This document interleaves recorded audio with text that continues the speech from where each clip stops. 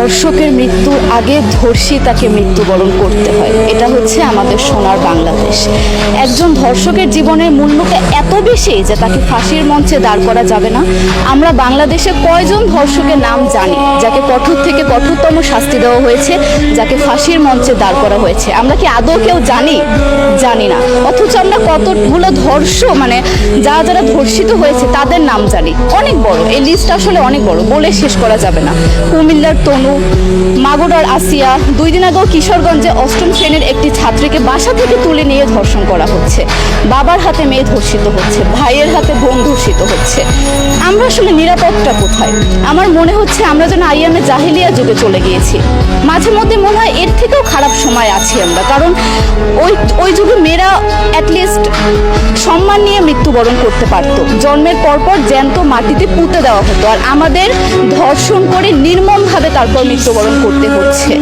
যদি সরকার আমাদের ওই নিরাপত্তা নাই দিতে পারে, তাহলে সরকারের কাছে আমাদের অনুরোধ, আমাদের জ্যান্ত মাটিতে পুঁতে দিক। আমরা বেঁচে থাকতে চাই না, আমরা সম্মান নিয়ে মৃত্যুবরণ করতে চাই।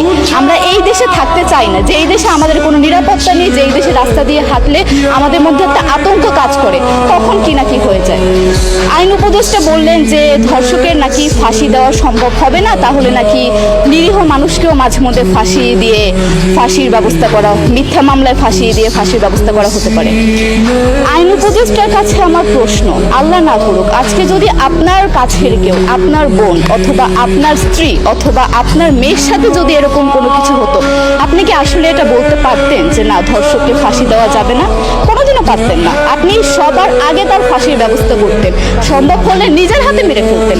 তাহলে আমাদের বেলায় কেন এত বৈষম্য? আমরা কি দোষ করেছি? আমরা কি নারী না? আমরাও তো কারো বোন, আমরাও তো কোনো বাবার সন্তান, আমাদেরও তো বেঁচে থাকার অধিকার আছে, তাই না? কিছু হলে মেয়েদের পোশাকের দোষ দেওয়া হয়। আমার কাছে প্রশ্ন, একটা 8 বছরের শিশুর মধ্যে এরকম কি থাকতে পারে যেটা একটা পুরুষকে অ্যাট্রাক্ট করবে, যেটা একটা পুরুষকে সিরিয়াস করবে? সেরকম হলে আসলে ধর্ষণ করা হতো সবসময় প্রাপ্তবয়স্ক মহিলাকে। কিন্তু আমরা আসলে পরিসংখ্যান গবেষণা করলে দেখতে পারি যে ধর্ষক সবচেয়ে বেশি করা হচ্ছে শিশুদেরকে, কিশোরীদের সবচেয়ে বেশি ধর্ষণ করা হচ্ছে। দৃষ্টিভঙ্গি পরিবর্তন করুন, চিন্তা ভাবনা পরিবর্তন করুন, ধর্ষকদের আইনের আওতায় আনুন। যদি আইন উপদেষ্টা অথবা প্রশাসন যদি ধর্ষকদের শাস্তির ব্যবস্থা না করতে পারে, আমাদের হাতে তুলে দেন, আমরা নিজেদের হাতে শাস্তি দিয়ে দিতে পারবো। এই সাহস আমাদের মধ্যে আছে। বেঁচে থাকার জন্য আমাদের যতটা কঠিন হতে হবে, আমরা কঠিন হওয়ার জন্য প্রস্তুত আছি। আমরা ফাঁসি চাই, ধর্ষকদের কঠোর থেকে কঠোরতম শাস্তি চাই। যতদিন না পর্যন্ত ফাঁসি দেওয়া হবে, যতদিন না পর্যন্ত ধর্ষকদের শাস্তির ব্যবস্থা করা হবে, আমরা আমাদের আন্দোলন অব্যাহত রাখবো। দরকার হলে আমরা শিক্ষা প্রতিষ্ঠান বন্ধ করে দিব, তবুও আমরা থামবো না। এটাই আমাদের দাবি।